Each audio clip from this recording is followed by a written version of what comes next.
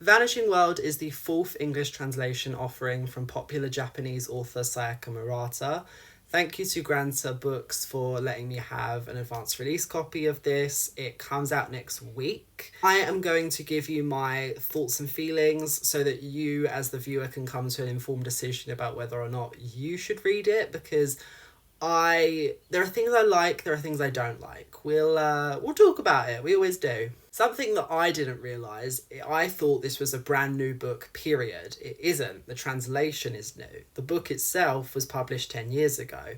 And so culturally, there are things that, to me at least, feel slightly dated, but to other people would probably feel progressive. It's written as like a critique of contemporary Japanese culture, but at the same time there are things that maybe I myself am biased towards because I am obviously a more liberal reader. There were things that seemed very everyday to me. Something that I find confusing as well is that this book is marketed as dystopian, but when you actually get to Murata herself talking about Vanishing World, she describes it as utopian, and I would agree with that. It's speculative fiction, of course, but it's not characterized by suffering or nightmarish hypotheticals. Like, it's actually quite interesting and forward thinking in what it's putting into the fray, and a lot of it is stuff that to some capacity already exists, so it never felt too outlandish or different to me. So our main character, Amani, is living in a world in the not too distant future where copulation, like physical creation of children, sex essentially, has become obsolete. Babies are made through artificial insemination. The very idea of having a child through physical copulation is seen as like gross. It's described as like incest, even if it's not between two people who are related.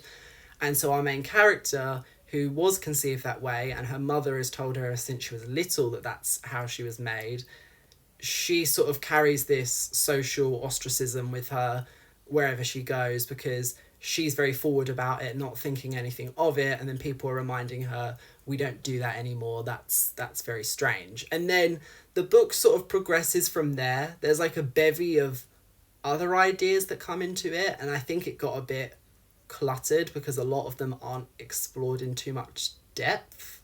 So Amani, when she's an adult, she quite quickly gets married to this man, but the marriages in this society are quite different to more conventional marriages where they aren't physical with each other. They're more sort of like platonic in their love for one another, and they go on like dates with other people. Like they have like, it's essentially an open relationship. It's an open relationship, but they're also, I wouldn't say they're aromantic, but everyone is of course asexual. And so the whole time the book seems kind of stupefied by this, but in my mind I'm like, there are people who are asexual, there are people who are poly, and they have a perfectly happy and valid existence. I don't know, the story felt so scandalized by that kind of living situation. It was just a bit like, people live that way. I think even back in 2015, whenever this came out in Japan, people were living that way. Like, I don't think that's a new phenomenon. It might be new to this author, and I suppose the tone isn't really condemning it, but then it's also not praising it. I wish the book hadn't sat on the fence so much about what was going on, because clearly Amani's mum, who is of like a bygone generation, she is horrified by this like cultural reset, these new attitudes towards sex and relationships. And the book is sort of hinting at like the destruction of the traditional nuclear family, but isn't saying it's a bad thing, which I respected, but I needed Amani herself to resolve that internal conflict in her head. I needed her to decide, is this the right way forward, or do I want something more traditional? I don't know. It didn't end up somewhere neat and concise, and that bothered me. The characters in this world, they form attachments to things in like the virtual world. Like they fall in love with anime characters, and they have these like obsessive one-sided relationships with their favorite characters in TV shows, and they sort of like have self-gratification with those characters as their sort of sexual release. And again, the book just felt very upset by that, and I didn't understand why, because I think that's quite commonplace, especially now.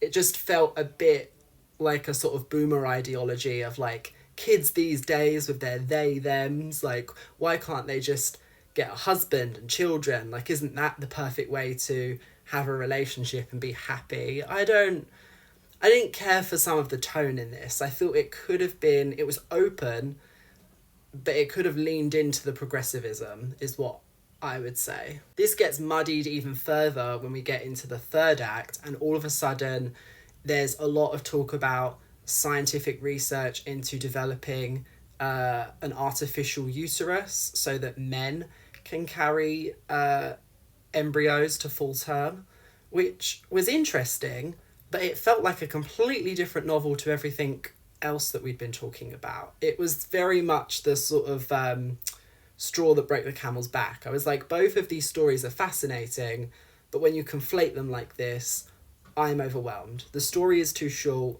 We can't address all of these talking points in the space of 250 pages, if that. I need you to either make this longer, give me more context, and also just give me a clear point of view from the author. It felt like we were sort of just throwing everything into a mixing pot, and you as the reader have to sort of make up your own opinion on it. And I could have done with a bit more guidance. One thing that I will say from Murata, no one quite writes alternative fiction like she does. There's some very strange sequences in this book. There's some very strange interactions, some very not okay interactions. It was reminding me of Earthlings, especially like the ending where you're just like, what has happened here? Like, how did we get here? So if you're in any way a fan of her previous work, I'd probably still read this, but you might be disappointed just compared to her other three English novels at least. Like, this is probably one of the weaker ones.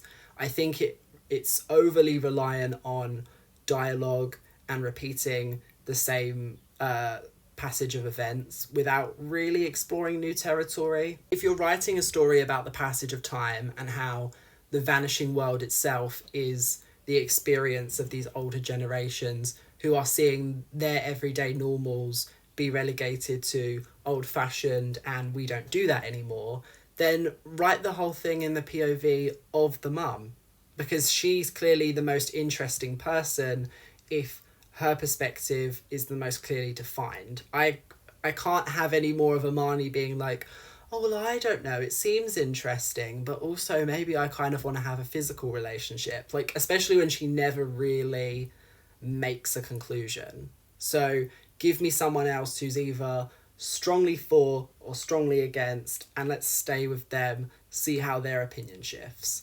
Because otherwise you end up with like a very sort of lackadaisical story that meanders too much for my liking. Because by the very end of this book, we have this collectivistic rearing of children. Like, they have this Paradise Eden project where all of the children that have been born are now being raised collectively as like the same person by these individual carers.